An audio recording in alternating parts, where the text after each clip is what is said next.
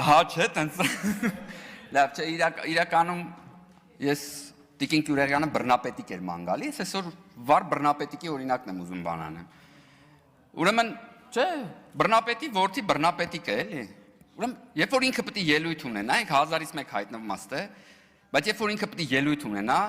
հələ խմբակցությունից մեկը բացակայի դահլիճից։ Երբ որ խմբակցությունը իրանց սենց լուրջ դեմքերով սենց հավաքված, ստեղ սաղ սենց նստած են պատրաստ բան, ուրեմն այդ օրը բռնապետիկը պետք է ելույթ ունենա։ Ուրեմն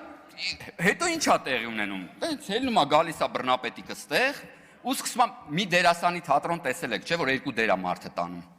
Ու ինքը տանում է մի դերասանի թատրոն, մի կողմից ասում է, ահ, քաշեցին, խփեցին, վերքերս, արա, այնտեղ ինձ խոշտանգում են, մի կողմից ուժեղ տղա է, ելնում ասում է, ի, այդ ո՞ւմ ասիր համբալ, արա։ Ու սենց ես ուզում եմ հասկանալ վերջ որ դերի տակ է ինքը վերջացնելու։ Բայց ստեղ այդ չի հարցը, էլի։ Նախ առաջին հերթին ինքը ստեղից որ ելույթ է ունենում։ Հա, մեր նյարդերը լարվում են։ Որովհետև իրա, երբ որ ինձ հարցնեն, թե ամենավատ բանը, որ հայրը որդու հանդեպ կարա անի, օրինակ, կարած բերես։ Հա, կարամ բերեմ։ Այդ Ռոբերտ Քոչարյանը իր որդու հանդեպ արը։ Երբ որ ուղարկել է ստեղ, իր արած մեղքերը մաքրելու։ Երբ որ գալի կանգնում է ստեղ որպես մարտի 1-ի մեղավորի որդի, ու մարտի 1-ի զոհի քրոջը կանգնում ինչ-որ բաներից է խոսում, բռնություններից է խոսում, չգիտեմ ինչերից է խոսում։ Դրանից բադ բան եք ուզում, որ հայրը իր երեխու նկատմամբ բանի, հա։ Ախր մի քիչ բան ունեցեք, էլի այդ կոնկրետ մեր նյարդերի վրա եք ազդում դրանով։ Իրականում մեր նյարդերի վրա եք ազդում։ Երբ որ դու գալիս ես այդպես թեթև քո քաշքշոցներից ես ստեղից խոսում, այդպես բիլակներով բան։ Ես իմ նիհար ընկերներին եմ Արունոտ հիշում։ Հա, Արունոտ։ Ու մի քանի ընկերներին։ Ու քո հայրիկի ժամանակ ու քո հայրիկի քաղաքական սանիկի հետագա գործունեության ժամանակ, երբ որ բան տոնածառ դնելու համար էին բռնում տանում, թղթից տանկ քշելու համար բռնել տարել դատում էին։ Թղթից տակ, ասենք մեր արտակն թղթից տանկը սարքել է, պրոսպեկտով իչե գնացել է ԱԱԾ-ի դեմը, որ տեսեք, հեղափոխության փորձ են կանխել, էդ էիք, քաշելով տանում, ծեծում, մարտի 1-ից ընդհանրապես մի խոսացեք, մի քիչ ասենք բանում բարոյականություն ունեցեք, ժողովուրդ, ասենք չի կարելի, էլի, ասենք, դե ոնց կարաս գաս խոսած դրանից, ոնց կարա հանցագործը գա կանգնի ստեղ ու իր զոհից խոսա։ Այդպես ոնց կարա լինի։ Ու խոսա ինչի համար, խոսա որ բան պահի, իրանց ունեցվածքը պահեն։ Խոսա նրա համար, որ հելնի հասնի ստեղ ու ասի, գիտեք, 4 միլիարդ չի իմ ունեցվածքը, դրանից մի քիչ անենց որ ես սուրբ եմ, էլի։ Բայց մյուս բանը ստեղ արձանագրվեց։ Ուրեմն ինչ են անում այս մարդիկ։ Քանի որ մենք թույլ չենք տալի այդքան իշնենք, որտեղ այդքան իշնել մի քիչ հնարավոր չի, չգիտեմ, կա տենց բան, որ տենց արագ կարանաս կարճ ժամանակում իշնես այդ մակարդակի։ Եկավ ինչ հայտարարեց, ասում այս մարդուն ասում ենք թուրք ու դավաճան արդեն ընդունում է։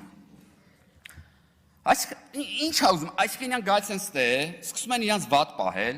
դե մենք չենք իշնում այդ մակարդակի, մենք փորձում ենք ժողովրդավար լինել, բան, հոպա, գնանք արձանագրենք, այս մեկը ընդունեց։ Այ որ ասում ենք բան, կոռուպցիոներ, չի կարում ընդունի, բայց մենք տեսեք ինչ խելոք ընդունում ենք։ Հա, որովհետև դու բան անելու ինչ են, հետադարձելու բան էլ չունեք։ Էդ ինչ ձևանեց բան էլի, եկել էր ստեղ իբր հակադար բանը, պատասխանը ստանալու տղայական։ Պատասխան ստացողը, հետո երբ որ եղավ այս ամեն ինչը, չէր փախկվի Հայաստան Դաշինքի ամենավերջում ու ունդեղից հայոյանքներ հոխորտար։ Կին պատգամավորների նաև, բայց ես չեմ ուզում տենց սեռական խտրականություն դնեմ։ Չէ, ես մեկա չեմ դնելու, որովհետև կարծում եմ, որ կանայք այնքան պատասխանատու են, ինչքան էլ իրավունքներ ունեն, հենց որ այդտեղ տարբերություն չկա, բայց այդ օբշի sense բռնապետիկի այս սցենարը սպանում է, էլի ասեն, sense բոլորով գալի նստում են, ինքը գալիս աստեղ, հա ու ինչ տեղի ունեցավ մինչև այդ քաշքշուկը։ Ուրեմն ֆրացել եմ Հայաստան Դաշինքի պատգամավորներին, ասեմ ժողովուրդ, հնչեցվել է ֆիզիկական սպառնալիք։ Պատասխանը 3 բավական չափ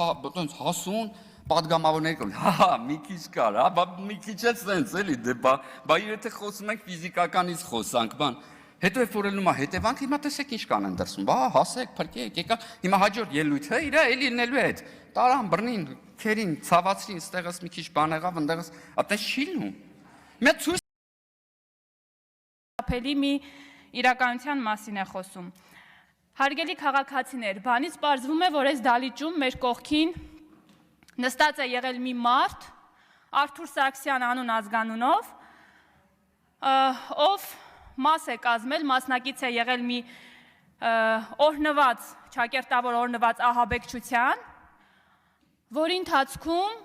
վերջինս իր ընկերների հետ պատրաստվում էր սպանել ոչ միայն վարչապետ Նիկոլ Փաշինյանին, ոչ միայն ազգային ժողովի նախագահ Ալեն Սիմոնյանին կամ արտաքին գործերի նախարար Արարատ Միրզոյանին, այլ սիրելի քաղաքացիներ, նաև ձեզանից մի քանիսին։ Այո,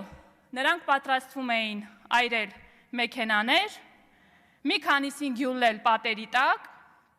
իմիջայլոց այստեղ իրենք ցույց են տալիս, որ իրականում իրենք ոչ միայն Հայաստանի Հանրապետության քաղաքացուն ուղղակի անվանում են անասուններ կամ էշեր, այլ հենց հավատում են, որ դուք այդպիսին եք, հարգելի քաղաքացիներ, որովհետև չի կարող մեկը խոսել մի քանիսին գյուլելու եւ հետո ընտանիքին որևէ փոխհատուցում տալու մասին եւ արտահայտվել, որ այդպիսով այդ ընտանիքները կլինեն գոհ եւ երջանիկ եւ իրենք էլ կգան իշխանության։ Ես վստահ եմ, որ Հայաստանի Հանրապետության քաղաքացիները այս ամեն ինչը շատ լավ գիտակցում են։ Ու վստահ եմ, որ նաև այս գիտակցումը հասկանում են այս նույն մարդիկ, ահաբեկչություն իրականացնող մարդիկ, որովհետև իրենք հասկանում են, որ Հայաստանի Հանրապետությունում 2018 թվականից ի վեր իշխանության գալ հնարավոր է միայն ու բացառապես արդար ընտրությունների միջոցով։ Իսկ Հայաստանի Հանրապետության քաղաքացին վաղուց իրենց քաղաքական աղբանոցն է նետել եւ իրենք քաջ գիտակցում են, որ միակ տարբերակը, որ կարող են գալ իշխանության, դա ահաբեկչությունն է, որը ի պատիվ եւ ի շնորհիվ Հայաստանի Հանրապետության իրավապահ համակարգի բնում խեղդվեց այդ ձեր օպերացիան։ Շնորհակալություն եմ հայտնում առիթից օգտվելով եւս մեկ անգամ մեր իրավապահ համակարգին։ Հարգելի քաղաքացիներ, այս սրբապիղծ ահաբեկչական ծրագիրը ղեկավարում էր Տավուշից Երևան գալու ճանապարհին գառնուկներ գրկող, երեխաներին համբուրող եւ Աստծո անունից հանդես եկող, բայց միևնույն ժամանակ սատանայի հետ գործարք կնքած Վազգեն Գալստանյանը։ Սրանք խոսում են եկեղեցու անունից, խոսում են, որ այսօր քաղաքացիական պայմանագիր կուսակցությունը, խմբակցությունը, իշխանությունը դուրս է եկել հայոց եկեղեցու դեմ։ Այսօրվա իշխանությունը, հարգելի քաղաքացիներ, փորձ է անում եւ ամեն ինչ անելու է, որպիսի Սուրբ եկեղեցին ահաբեկիչների ворջ սարքած անձանցից ազատի եւ իրականում վերադարձնի այն մարդկանց, ովքեր կրում են հոգեվոր արժեքներ։ Բանից պարզվում է մեր հայոց եկեղեցու պատերի ներսում այսքան ժամանակ ահաբեկիչներ են բուծվել ընդամենը եւ սրբապղծություններ տեղի ունեցել։ Մեկն էլ Շիրակի մարզում կար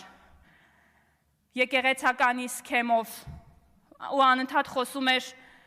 ռազմական հեղաշրջումից, բայց հենց փաստերի հայտ եկան եւ որոշեցին, որ իր հետևից են գնալու իրավապահ համակարգը,